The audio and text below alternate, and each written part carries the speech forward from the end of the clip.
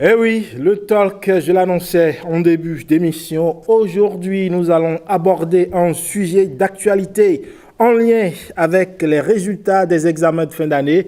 Vous le savez, sans aucun doute, la première délibération des résultats du baccalauréat a déjà eu lieu. Et la question qui taraude l'esprit des admis ainsi que de leurs parents, c'est comment aborder les études supérieures avec sérénité et comment choisir la bonne voie pour son avenir. C'est de ça qui sera question dans le talk et en plateau ici avec moi.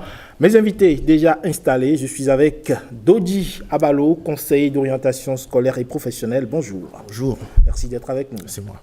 À vos côtés, Barnabé Kouelo, spécialiste des questions éducatives et d'orientation. Bonjour. Bonjour, monsieur. Merci. Plaisir partagé. Et lui, il n'a pas quitté le plateau. Où ça, Stanislas? Bonjour. Merci de rester avec nous pour ces échanges. C'est un plaisir. Alors, j'ai une première question. Quand on parle d'orientation, après les examens, notamment après le baccalauréat, quels sont les principaux défis auxquels les nouveaux bacheliers sont confrontés lorsqu'ils abordent les études supérieures, Monsieur Dodi? Alors, en termes de défis, il y en a pas mal, mais le premier, principalement, c'est la question de l'orientation, évidemment. Il faudrait pouvoir choisir la bonne filière d'études correspondant au métier que l'on veut exercer plus tard. Une fois ce gros challenge résolu, on rentre maintenant dans la vie estudiantine en elle-même. Et là, on peut commencer à voir ceux qui s'éloignent de leur famille et qui découvrent la vie en communauté, sur le campus, le fait de vivre ensemble, la solitude, l'autonomie financière découverte, parce qu'on commence à gérer un budget tout seul. La gestion du temps, nous sommes dans un environnement qui nous donne un peu de liberté parce qu'on est devenu, entre parenthèses, grand, même si le bac n'est pas un diplôme de maturité. Et avec cette autonomie, on a aussi de l'exigence. Et donc, il faut pouvoir mieux gérer son temps. Donc, ce sont des compétences que il se découvre devoir manifester du coup, simplement, surtout quand ils ne sont pas accompagnés. Quand ils sont accompagnés, c'est un peu mieux. Il faut aussi voir que certains sont dans la phase d'adolescence. Donc, il y a aussi beaucoup d'autres choses qu'ils doivent gérer, découverte du corps, parfois gestion de la sexualité. Et beaucoup de parents craignent que ce soit à ce niveau-là que leur fille tombent enceintes sur les bancs. Enfin, ils ont réussi à gérer jusqu'à ce que sur les bancs, au collège, ça ne se passe pas. On se dit, oh là là, maintenant, le campus, l'université. L'enfant sera loin de moi. Voilà. Je ne pourrai pas contrôler ses allers-retours. Exactement. Donc, ils sont un peu craintifs et on peut les comprendre. Et donc, il y a pas mal de ces choses-là qui viennent à eux. Mais j'avoue, le principal défi au début, c'est la question de l'orientation dont on devrait parler de façon beaucoup plus approfondie. C'est ce que je peux dire en liminaire sur le propos. Alors, Monsieur Kouelo, je viens à vous sur... Vous avez entendu votre collègue, on va dire, sur ce plateau, M. Abalo, nous parler de la nécessité de l'orientation. Quels devraient être, selon vous, les critères qui devraient guider le choix d'une filière ou d'une autre? Merci beaucoup à vous. Avant de répondre à votre question, je vais ouvrir une petite parenthèse qui est quoi? On veut orienter qui? Vous ouvrez la parenthèse dans la parenthèse. Oui, on veut orienter qui? Ah oui. On veut orienter qui en fait? Nous voulons orienter des bacheliers, n'est-ce pas? Oui. Mais quand on parle de bacheliers, il y en a combien de types? Il y en a deux. Lesquels? Il s'agit déjà de la première catégorie où vous avez 10 nouveaux bacheliers, au moins 2%, je dis bien 2%, pour ne pas dire 1%, où ils ont des parents qui ont les moyens financiers. Je vais dire, dès que l'enfant, aujourd'hui, ils sont en train de faire les épreuves sportives. Oui, déjà demain, après la deuxième délibération, papa va partir payer téléphone de 100 000, 200 000 à l'enfant, moto de 400 000 pour dire félicitations. L'enfant peut aller faire une formation à 1 million, la scolarité l'année, ou même à Washington ou à Pékin. Et la deuxième catégorie, c'est ce qui m'intéresse moi, qui est même le vrai sujet. C'est la catégorie où nous appelons Dieu au contrôle. Quand vous prenez 10 nouveaux bacheliers, vous avez au moins 8 qui sont dans cette catégorie. On compte sur les miracles de Dieu. Dieu va faire. Dieu est au contrôle. Chacun avec sa chance, chacun avec son destin. C'est à cette catégorie qu'il faut vraiment parler d'orientation. Parce que c'est des gens majoritairement, même à Calavi, même à Cotonou, dans les grandes villes du pays, difficilement l'enfant arrive à avoir petit déjeuner. Difficilement l'enfant arrive à avoir les fournitures scolaires. La scolarité d'à peine 12 000, 15 000, c'est difficilement à payer à l'enfant. Donc, il faut d'abord savoir, on veut orienter qui. Et si je suppose que nous voulons orienter des gens qui sont de la deuxième catégorie, le discours doit véritablement être adapté à ce dernier. Qui est quoi? Il y a de cela 30 ans, 20 ans, tout le Bénin, c'est à peine 1000 bacheliers. Mais aujourd'hui, l'année 2024, c'est plus de 42 000 nouveaux bacheliers. L'année dernière, c'est plus de 40 000 nouveaux bacheliers. L'année qui vient, 2025, c'est plus de 40 000 qui vont venir. Ça voudra dire quoi? Lorsqu'on veut orienter une masse comme ça, vous avez parlé de critères. Oui.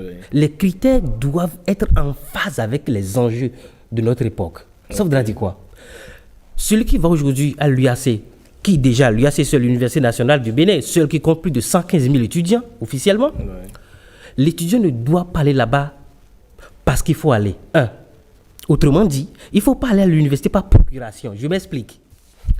Une grande personnalité de ce pays, maire des grandes villes, bien sûr je ne vais pas le nommer, il m'a dit lors d'une audience Barnabé, lorsque moi j'ai eu mon bac, j'ai eu une amie, son papa étant un grand monsieur du monde universitaire, professeur agrégé, le monsieur a fait tout possible, son enfant a obtenu une bourse en médecine. La fille a fini, mais aujourd'hui la fille est styliste. Ça voudrait dire quoi? La fille est partie faire la médecine par procuration. Oui, c'est ça. Qu'est-ce que je vais dire? Je vais à l'université parce que papa a dit qu'il faut aller à l'université, parce que maman a dit qu'il faut aller à l'université, parce que mon meilleur ami est parti, parce que mon copain, ma copine est partie. Je suis désolé. Barnabé, nous avons fait des erreurs. Notre grand frère Balou, il a fait des erreurs. Chacun de nous, nous avons fait des erreurs. Absolument. Les bacheliers qui nous suivent actuellement, les parents qui nous suivent, ils ne doivent pas commettre les mêmes erreurs que nous avons commis. Il s'agit de quoi? Il y a le choix des filières par les notes obtenues à l'examen. Et ça, même, c'est deux volets. Et c'est, je vais dire, même le ministère de l'Enseignement supérieur qui, depuis plus de 2 ans environ, a mené cette réforme où on choisit les notes selon les notes obtenues à l'examen. Ouais. Les nouveaux bacheliers n'ont qu'à véritablement entendre ce que je vais dire. C'est deux volets. Lorsque vous allez d'ici quelques semaines, peut-être un mois, ils vont lancer la plateforme après mon bac.bj. Lorsque vous allez sur cette plateforme, il faut choisir. Faites tout possible pour choisir, pour être classé par l'État. Parce que moi, je suppose que c'est l'argent FATA. Quand vous êtes classé boursier au secours, vous allez prendre l'argent gratuitement. Mais la vraie orientation ne doit pas regarder les notes obtenues à l'examen. Parce que moi, j'ai fait 2 fois le bac D. Je vous dis. À cause du pédigré croisement SVT. Mais je vous dis, la deuxième fois, j'ai 15 ans en SVT, 12 en physique et 9 en mathématiques. Si on va m'orienter, on va dire quoi? Que je peux faire la CBG. Oui. Mais je suis désolé. Parce que les 15 que j'ai obtenus là, c'est les résultats de 3 heures de composition. Oui. Or, l'orientation de quelqu'un debout, c'est son parcours. Sur toute l'année. Sur toute l'année. C'est pas seulement l'année. Tout son parcours depuis la maternelle jusqu'au jour où il a le bac. Oui. J'ouvre une parenthèse encore pour dire, vous ne verrez jamais un bachelier en Chine, Thaïlande, Japon, qui sera en train de dire qu'est-ce que je vais faire. Non, il sait déjà ce qu'il va faire avant d'avoir le bac. Mais actuellement, parmi les 42 000 nouveaux bacheliers de 2024, je peux vous rassurer, 80% d'eux n'ont aucune idée de ce qu'ils vont faire. Alors Stanislas, vous permettez, okay. Stanislas, comment est-ce que vous percevez cette vie-là quand on a le bac et qu'on se lance peut-être pour anecdote, je ne sais pas.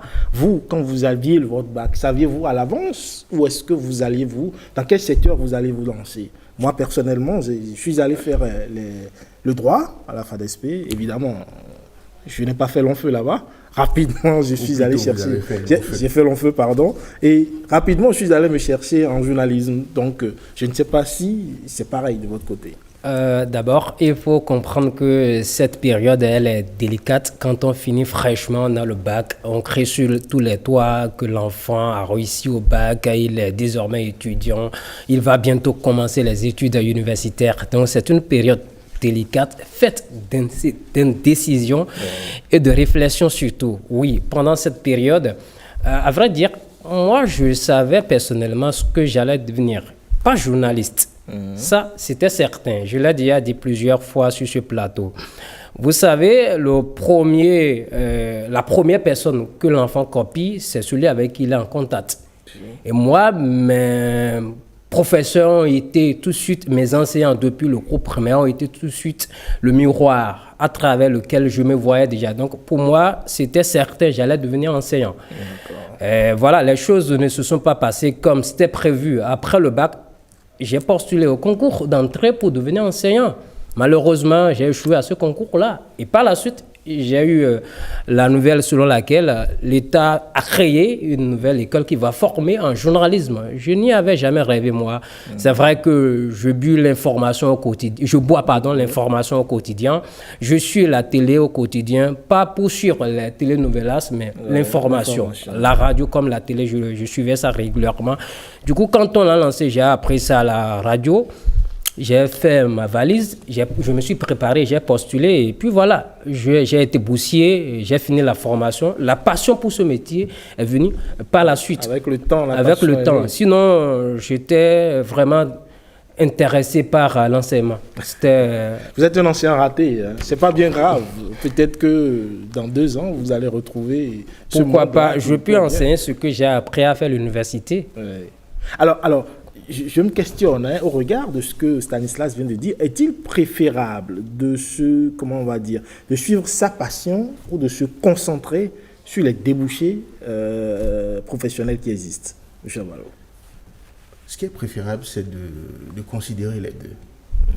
Parce que je vais aller directement sur ce que pensent la plupart des gens en opposition avec le discours qui vient. Ce que la plupart des gens penseront, c'est qu'il faille principaliser, si je prends ce néologisme là, les débouchés, la recherche de débouchés, n'est-ce pas? Mais si ce n'est que cela, en prenant une moto et en mettant une chemise jaune, on peut avoir un débouché. Hein. En allant sur un chantier et en étant manœuvre, c'est du débouché. Mais en fait, ce n'est pas vraiment ce que l'on recherche a priori, n'est-ce pas? Donc, c'est pour dire qu'il y a du travail. Mais les gens recherchent un certain niveau aussi d'accomplissement, d'épanouissement professionnel en lien aussi avec ce qu'ils ont appris. Donc, le fait de penser uniquement au débouché n'est pas très intéressant. Sinon, vous serez en face de gens qui font le travail, mais qui parfois le font mal, qui ne n'osent pas, qui sont rognons, frustrés. Parce qu'ils n'ont pas le cœur à l'ouvrage. Exactement, parce qu'ils n'ont pas le cœur à l'ouvrage.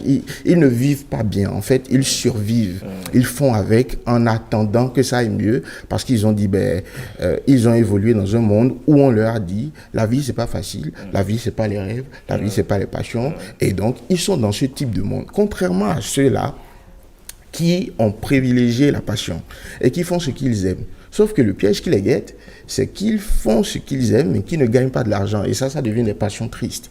C'est ce que nous refusons. Et donc, il faut trouver le bon équilibre. C'est pour ça que la bonne orientation se fait de manière personnalisée. Vous ne pouvez pas régler des questions aussi spécifiques avec des résultats, avec des outils de masse. C'est pas évident. Vous voyez? Donc, c'est une question de discussion avec l'individu étant dans un cercle familial, si le cercle familial existe, avec des moyens, avec une histoire, avec des ambitions. Et c'est pour cela qu'on va vers le conseiller d'orientation, qu'on va vers le spécialiste en éducation pour qu'il nous aide. Avant, ces solutions n'existaient pas.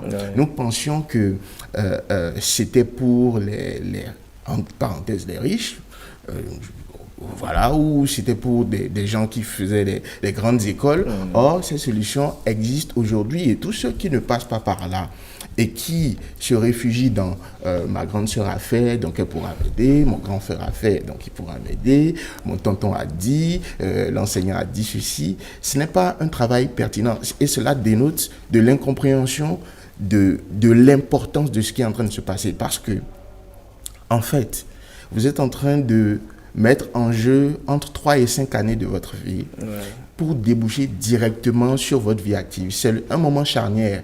Tout à l'heure, vous serez mère, vous serez père, si vous ne l'êtes pas encore. Tout à l'heure, vous allez prendre en charge toute une famille parce que nous sommes dans un contexte africain, une famille, une belle famille. Et donc, il y a beaucoup de chantiers qui, maintenant, doivent commencer ensemble. Donc, ce n'est pas que la vie universitaire post-bac qui doit commencer, c'est un ensemble de chantiers que nous ouvrons. C'est pour ça que c'est important d'avoir un mentor, des mentors, d'avoir des gens avec qui l'on discute, qui ne serait-ce que évoquent des questions avec nous pour débuter le questionnement. Quand je prends vos exemples vous n'êtes plus du tout, nous ne sommes plus du tout à cette étape. Des jeunes qui viendraient vers vous en disant « j'ai envie de faire du journalisme, comment on fait ?» Il n'y en a pas beaucoup, hein. Ils ont peur de venir vous voir, c'est un grand journaliste qui est à la télé, comment est-ce qu'il va me parler, comment est-ce que je serai reçu. Il y a un respect déjà pour l'aîné, ce qui est bien. Sauf que la verticalité de l'information n'est pas fluide. Je ne peux parler qu'avec mes pairs. C'est grave dans une société qui se veut... D'où la nécessité peut-être de réfléchir au partage d'expériences. Exactement. Lors de salons, lors de forats, aujourd'hui il y a des outils, des lives que les jeunes peuvent suivre.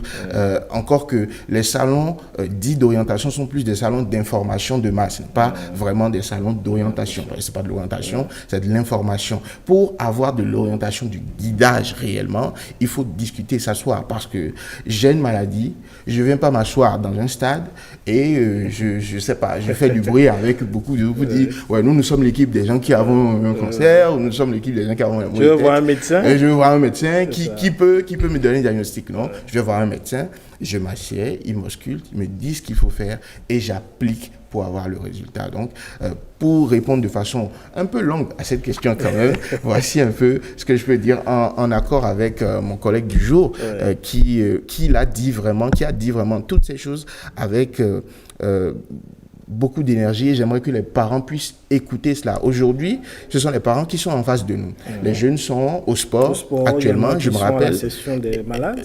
Exactement. Moi, je rappelle, il y a 2 ans, nous sommes allés sur le terrain les voir pour leur dire, enfin, vers la fin des épreuves, pour leur dire, écoutez, c'est un moment charnière. Tout de suite, il y a des universités qui vont faire la cour avec des flyers, ainsi de suite. Ce n'est pas la publicité qui va vous aider à faire le bon choix. Ce n'est pas évident. La publicité, on sait quel est son but.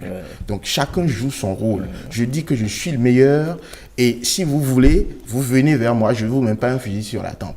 La responsabilité vous incombe. La responsabilité, l'État est responsable, mais l'État n'est pas coupable. Qui sera coupable? C'est vous et ceux qui vont décider avec vous. Donc, il est temps que vous preniez la situation vraiment au sérieux, en prenant les bonnes décisions. Alors, M. Kouelo, comment est-ce qu'en tant que nouveau bachelier, quand on est nouveau bachelier, comment est-ce qu'on arrive à identifier ses aptitudes, ses intérêts, par exemple, pour choisir une filière? Merci beaucoup à vous. Avant de répondre à votre question, je vais brosser un peu ce qu'il a dit dans la même direction, qui est quoi? Aujourd'hui, pour véritablement s'orienter en tant que nouveau bachelier, on ne va pas seulement regarder et la passion et les débouchés. Déjà, quand je parle de débouchés, il n'y en a pas. Soyons tous d'accord là-dessus. Non, il y a des débouchés. Quand je dis il n'y a pas de débouchés, en fait, quand je dis il n'y a pas de débouchés, c'est juste pour dire que, en fait préciser quelque chose. L'ancien recteur, son excellence professeur Massim Dacruz a dit dans un journal de l'UAC, bien sûr, au moment où nous étions en train d'étudier, l'emploi était déjà, c'est-à-dire à la porte de l'université. Aujourd'hui, le jeune qui va à l'université, ce n'est plus le cas. C'est juste ce que je vais dire. Ça ne voudra pas dire que tous les nouveaux bacheliers ou tous les étudiants vont chômer. C'est pas ce que je vais dire. On comprend votre majorité. Oui, ils vont. Si prédestinés, malheureusement. Voilà. Mais malheureusement, beaucoup iront au chômage. C'est ce que je voulais juste Espérons préciser. qu'ils n'y aillent pas, parce qu'on met déjà les mécanismes en place pour les inciter au moins à l'auto-entrepreneuriat. Aujourd'hui, quand vous prenez quelqu'un, par exemple, qui veut faire la FSA, pratique. Papa n'a même pas un carré exploitable. Papa n'a pas de ressources financières. Si tu fais la FSA, il y a 2 probabilités ou 2 possibilités. Lorsque tu vas finir, tu vas commencer par travailler dans les exploitations agricoles d'autres personnes, ou tu vas commencer par chercher des conquis qui n'ont pas rapport avec eux. Il faut commencer quelque part. Oui, je ne suis pas en train de refuser en fait la FSA. C'est une très bonne filière d'ailleurs. C'est une très bonne filière. Je vais juste dire, il y a l'aspect financier des parents qui compte. Les moyens financiers des parents comptent vraiment dans les choix. Mais ce n'est pas un aspect qu'il faut prioriser parce que l'aspect financier se pose à tout le monde. Qu'est-ce que je vais dire? On n'est pas des super riches dans le pays. Non, qu'est-ce que je vais dire? Mais au moins, le choix selon les notes obtenues à l'ESABEC que le ministère a lancé va favoriser beaucoup de bacheliers ou d'étudiants déjà qui... En fait, il s'agit de quoi? Lorsque vous êtes à l'université et vous arrivez à prendre votre secours universitaire, votre bourse universitaire, ne faites pas les erreurs que nous on a eu à faire. C'est une opportunité que l'État donne. Qu'est-ce que je veux dire? Si vous avez bourse universitaire, ne prenez pas votre argent pour aller payer ordinateur pour regarder Jack Boy dedans. Nous, on a fait ça. Ne prenez pas votre 400 000 ou bien je ne sais quoi pour aller payer une moto de 480 000 pour juste prendre les filles derrière pour faire jeune du quartier. Ça, c'est des erreurs basiques. Et je reviens en arrière pour dire l'orientation aujourd'hui doit répondre aux vrais enjeux du pays. Vous avez parlé de critères, la connaissance de soi-même de l'apprenant. Oui, parce que en chacun de nous, d'abord sur ce plateau, Dieu a mis des potentialités, des atouts, des âmes infaillibles en chacun de nous. Déjà, le jour, papa et maman, ils ont fait leur jeu là. Papa a libéré plus de 400 milliards de spermatozoïdes. Mais comment se fait que vous, votre spermatozoïde, allez faire l'ovulation? Ça veut dire que chacun de nous, nous sommes nés des champions, nous sommes nés des entrepreneurs. Ça veut dire quoi? Il revient à chacun de nous de véritablement méditer. Méditer seul, aller à la plage, regarder chacun de nous. Qu'est-ce que Dieu a mis en chacun de nous et que nous pouvons. Vous prenez par exemple quelqu'un comme Go Michel. Aujourd'hui, Go Michel, je ne lui fais pas la publicité. Et lui n'a plus besoin de notre publicité ici. Il est mondial, international. Go Michel a fait, je ne sais pas, il a regardé son talent. Oui. Vous regardez un artiste comme Fally Poupa, vous regardez notre diva internationale, Angélique Kidjo. Mais elle a fait Bégamé ici. Au moment où elle chantait dans les groupes de chorégraphie et autres. Ça veut dire quoi? Donc, très tôt, il faut identifier. Très tôt, il faut identifier, voilà, en quoi chacun est unique. Et le problème, c'est quoi? Les parents, malheureusement, ne sont pas à la maison pour observer les enfants. Les parents n'ont aucune idée de même ce qu'il a dit. C'est qui les enfants? Je vous dis, il y a de cela quelques années, 2017-2018, quand j'étais à la maison de papa, il y a un enfant, il est un génie. Agala, il est un génie, en fait. À peine 9 ans. Hein. Mais si votre téléphone négatif va réparer, il n'a pas fait une formation. Je vous dis, si votre radio est gâtée, il va réparer ça. Un jour, je viens de l'université et on l'appelle vainqueur à la maison, quoi. Il est parti faire pisciculture. Parce qu'à Gala, vous savez bien, dans la période de pluie, il y a les petits poissons. À l'époque. Et il revient à la maison avec les petits poissons. J'ai dit, mais tu veux faire quoi avec ça? Il dit, il veut faire l'élevage de ça. Je dis, mais qui t'a appris? Il dit, mais lui, il veut faire l'élevage de ça. Je vous dis, la soirée, quand sa maman est revenue à la maison du marché, mais je t'ai refusé de ne plus faire ça. Elle a jeté tous les poissons dehors. Allez prendre tes cahiers. La conclusion, c'est quoi? Si l'enfant ne prend pas ses cahiers, l'enfant ne va pas réussir. Ça veut dire quoi? Il revient d'abord aux parents de faire confiance. Et je vais juste demander aux parents. Il y a un film appelé Aquila. Nous faisons même des promotions de certains films éducatifs. Il s'agit de quoi? Quand vous prenez Aquila, par exemple, les parents ne font pas confiance aux enfants. Vous devez commencer par faire confiance aux enfants. Vous devez commencer par écouter vos enfants. L'autre film que je peux recommander encore, c'est quoi? L'enfant qui dompta le vent. Voilà un enfant génie. Il invente une solution. C'est-à-dire, d'abord, il a été renvoyé de l'école parce que les parents n'ont pas les moyens financiers. Mais je vous dis, l'enfant là est sorti comme solution de son milieu, de sa communauté. Ça veut dire quoi? Il revient à chacun de nous. Il revient à chaque parent de véritablement observer l'enfant, de poser les bonnes questions. De laisser l'enfant éclore son talent, c'est ça. L'année, je pense qu'il y a de cela 2 ans, l'actuel DG de l'AMP, je pense bien sûr, M. Hubert Megbeti, disait à Eden TV, il y a une spécialité de la soudure. Vous pouvez chercher l'émission sur YouTube. Il a donné le nom de la soudure de cette spécialité. À ce jour, il n'y a pas un seul spécialiste ou bien une seule personne formée dans cette spécialité au Bénin. C'est les questions. Mais il faut préciser encore. C'est des formations qui coûtent 1 million. C'est des formations qui coûtent 400 000. On peut suivre ces formations. Aujourd'hui, il y a des subventions. Merci beaucoup. Non, même en des subventions, on peut suivre retournement ces formations en suivant des tutoriels sur YouTube et autres. Voilà un peu. Non, je voulais juste appuyer ce qui était dit parce que les parents peuvent se retrouver un peu démunis par ce que nous sommes en train de dire. On a une espèce de culpabilité qui serait générée. En fait, ce n'est pas l'objectif. L'objectif, c'est de vous donner les outils. Par exemple, on vous a dit, si vous n'avez pas parce que ce n'est pas évident que nous puissions en très peu de temps recevoir tous les parents pour faire l'orientation de tout le monde. Tout le monde ne pourra pas bénéficier de notre suivi, ça c'est évident. C'est aussi pour cela que ces moments sont importants, pour leur donner quelques outils. Vous savez, il y a quelques outils pour aider à détecter les talents. Nous avons les tests d'orientation, les tests de motivation, les tests de compétences, l'évaluation de compétences, ainsi de suite, les tests d'intérêt professionnel. Et pour un temps aussi court, parce que c'est que 3 mois. Hein. Oui, c'est que 3 mois. 3 mois environ, et moins d'ailleurs même. Pour faire ce travail, moi je recommanderais d'aller soit de voir un professionnel, soit d'essayer de faire un ou deux tests après avoir fait le travail d'introspection, parce qu'on a parlé tout à l'heure des critères. Oui. Et on sait que le temps matériellement ne pourra pas suffire pour qu'on puisse entrer dans tous les détails, mais l'un de ce qu'il faut faire, l'une des choses qu'il faut faire, c'est le travail d'introspection et de s'asseoir. C'est-à-dire que la cellule familiale est un très bon outil pour nous, pour faire un travail de base d'abord, parce que vous voulez quoi? Et je le dis, papa, maman, n'ayez pas peur d'affirmer ce que vous voulez pour votre enfant. A priori, c'est pas mauvais. Tout au moins d'avoir le courage de dire, moi je voudrais que tu sois, moi je voudrais que tu fasses, ainsi de suite. Et donc ce sera pareil aussi pour votre jeune fille, pour votre jeune garçon, de dire, moi je voudrais être. Et donc on met sur la table l'ensemble des pour et des contre et on dit, moi je peux t'accompagner en ceci, je peux t'accompagner en cela. Le problème parfois, c'est que nous sommes des humains et nous avons des profils un peu différents. Donc vous avez des familles où le père est très très père et la parole du père ne peut subir aucune contestation. Donc il y a parfois des frustrations avec les enfants, avec les épouses. Et donc nous venons parfois dans ce rôle de médiateur qui ne peut pas être considéré comme prenant parti pour ou pour. Donc, nous venons vraiment de façon très simple en disant... De façon neutre. Exactement, de façon neutre, en expliquant pourquoi papa veut ceci, pourquoi maman veut ceci, pourquoi le jeune veut ceci, et en fonction de ce que le marché donne, il dit, ce serait intéressant de passer par ici. Très important, il ne s'agit pas d'avoir qu'un seul plan. Non. Un seul plan, une seule ligne, un plan A, parce que l'objectif c'est de réussir, c'est pas d'essayer. L'objectif c'est de réussir. Et pourquoi je le dis, c'est que vous avez dit tout à l'heure, c'est un enseignant, le mot un peu, on a compris, nous sommes entre nous, raté, mais c'est pour dire qu'il ne l'a pas fait tout de suite.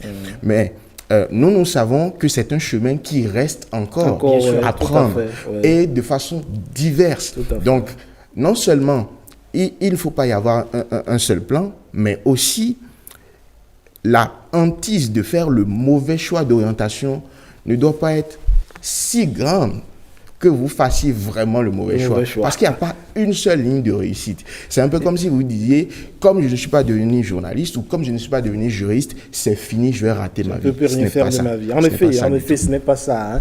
Stanislas? Alors, par rapport à cette question d'orientation, j'ai l'habitude de le dire, ça commence depuis le premier jour où on a mis pied à l'école.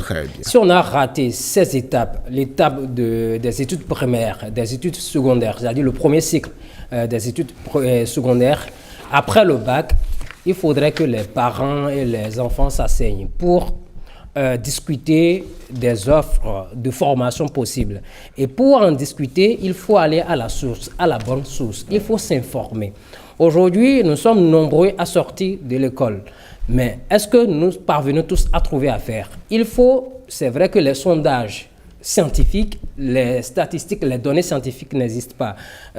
Ça ne court pas les rues, en fait, en termes de débouchés, en termes de...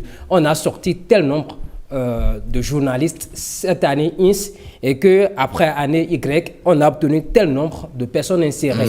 On n'a pas de ces données-là. Ce qu'il faut faire, il faut se rapprocher de ceux qui sont déjà dans certains secteurs. Les secteurs que vous pensez que vos enfants dans lesquels ils pourraient se faire former et travailler. Il faut se renseigner surtout et avoir de bonnes informations. Quand on a ces informations, il faut questionner les aptitudes de l'enfant, les compétences, les bases que l'enfant a dans le secteur. Parce que le tout ne suffit pas de dire que mon enfant, je voudrais qu'il devienne journaliste. Vous avez fait CESTI, je sais bien, mais ce n'est pas que de la littérature. Vous avez fait aussi les sciences dedans. Parce qu'aujourd'hui, on parle de data journalisme, donc de journaliste de données. Si vous ne pouvez pas interpréter les données scientifiques, alors vous ne pouvez pas.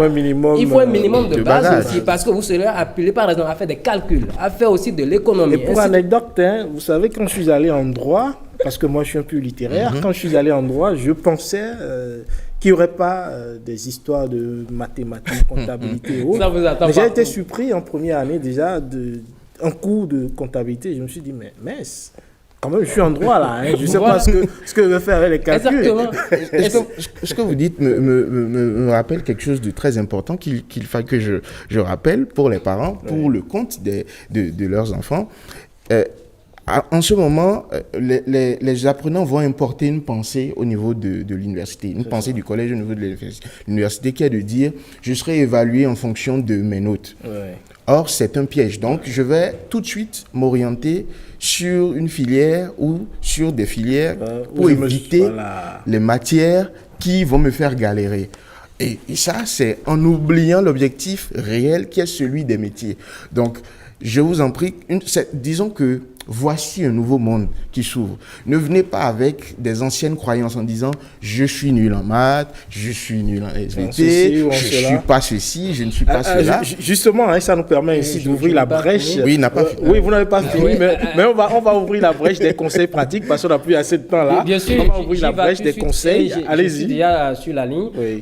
En dehors de cela, quand on a fait cette évaluation, quand on s'est informé des disponibilités des offres de formation, il faut se questionner en tant que parent, est-ce que j'ai les moyens pour accompagner mon enfant? Si je n'ai pas les moyens financiers, est-ce qu'il y a une autre possibilité? Oui. Aujourd'hui, depuis fort longtemps, j'en suis un produit. Grâce à ces bourses, l'enfant le plus pauvre, l'enfant d'un parent le plus pauvre peut aussi faire une formation noble. Je vais parler des concours d'entrée dans les écoles. C'est vrai qu'on ne recrute pas assez. Si c'est trop, c'est 30 ou 10 par filière, dans certaines filières, bien sûr. Vous pouvez faire l'UIT, par exemple. Il y a des filières là-bas pour lesquelles vous postulez en tant que bachelier et vous postulez au concours. Si vous êtes admis, on vous recrute. Vous pouvez postuler au concours d'entrée à l'école normale supérieure. Vous pouvez postuler au concours d'entrée à UNESTIC que j'ai fait d'ailleurs cette école. Je vous donne 30 secondes. Ainsi de suite. Il y a tellement d'écoles. J'en ai connu des enfants qui sont issus des parents très pauvres, mais qui ont fait de formations très nobles et qui travaillent aujourd'hui grâce à ces concours. Mais avant, on ne dit pas que parce que je suis le meilleur en classe, je suis tout le temps premier de ma classe, que quand je participe à ce concours, je serai admis. Non, c'est un rendez-vous de choc des cerveaux. Monsieur Coelho, c'est les plus performances qui passent. Merci, Oussa Stanislas. Merci beaucoup à vous. Moi, en termes de conseils, je dirais à tous les parents, à mes frères et sœurs, nouveaux bacheliers, n'allez pas à l'université avec les philosophies comme Dieu au contrôle, Dieu va faire. Chacun avait sa chance. Non. La seule chose que vous avez, c'est d'abord un choix responsable et réaliste. Deuxième chose, déjà vous êtes dans un quartier, quelque part à Didja, à Gbanizou, quelque part à Porto-Novo. Déjà dans votre propre quartier, il y a des besoins précis, spécifiques. Les gens ont besoin de quelque chose. Réfléchissez, allez chercher ces besoins. Et chercher à aller, c'est-à-dire les filières probables qui peuvent vous permettre de revenir solutionner ces problèmes.